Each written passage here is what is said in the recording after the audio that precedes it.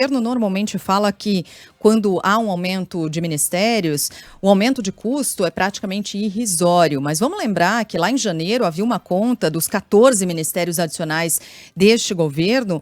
Teve um cálculo estimado de custo adicional de 2 bilhões em 4 anos. 2 bilhões de reais pagos por nós, né? R$500 bilhão por ano. Esse era o custo inicial do começo do ano, quando não tinha previsão deste novo ministério, a recriação desse ministério. Repito, o governo vai argumentar que é um custo irrisório, mas o governo tem um desafio tremendo pela frente, que é o de como aumentar a arrecadação sem aumentar impostos, porque a promessa desse governo, do próprio ministro Fernando Haddad, como aumentar essa arrecadação sem aumentar imposto e, por outro lado, vai enxugar onde? Onde vai reduzir custo para conseguir fazer entrega do que precisa de um déficit zero, que é a previsão para o ano que vem, né? Tá difícil de fechar essa conta.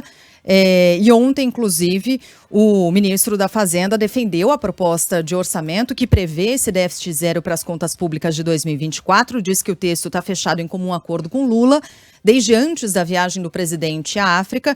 Mas o governo tem sofrido muita pressão de setores do próprio governo que não acreditam que haverá um equilíbrio entre receita e despesa no ano que vem. Fernando Haddad diz, no entanto, que não vai fazer alterações no texto e que a equipe econômica está fechando os últimos atos. As receitas são iguais às despesas, mas mais explícito que isso eu não consigo ser. O orçamento está pronto, gente. Não tem nem como mudar o orçamento. Eles estão fechando os últimos atos, que é exposição de motivos, anexos, e não está fechado o outro. Aliás, foi fechado com o presidente antes da viagem para a África. Nós fechamos na mesa dele.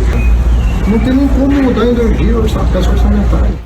Bom, uma das fórmulas para aumento de arrecadação é aquela medida, e são medidas ainda a serem adicionadas ao orçamento de 2024, como a taxação de fundos exclusivos. A medida provisória já está valendo, mas deverá enfrentar ainda resistências pesadas no Congresso. A oposição se movimenta para, junto com parte do Centrão, tentar derrubar esse texto. Trata-se de uma tributação de 15% a 22,5% sobre o rendimento das cotas de aplicações financeiras 2 vezes ao ano. Hoje, essa cobrança ocorre apenas no ato do resgate desse dinheiro. Assim, o governo federal quer arrecadar 24 bilhões de reais até 2026 e ontem o presidente Lula defendeu essa medida. Eu espero que o Congresso Nacional, de forma madura, ao invés de proteger os mais ricos, proteja os mais pobres, que é o que o Brasil está precisando para ser uma sociedade mais democrática, uma sociedade mais igual, uma sociedade de classe média, que é tudo o que nós queremos.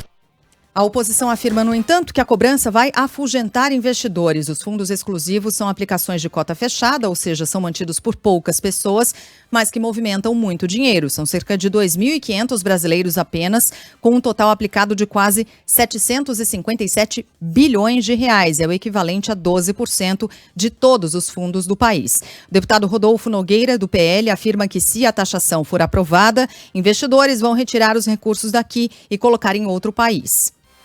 Ao taxar aqueles que possuem mais dinheiro, essas pessoas saem do país, gerando mais desemprego. Em lugar nenhum do mundo isso deu certo, e não seria diferente no Brasil.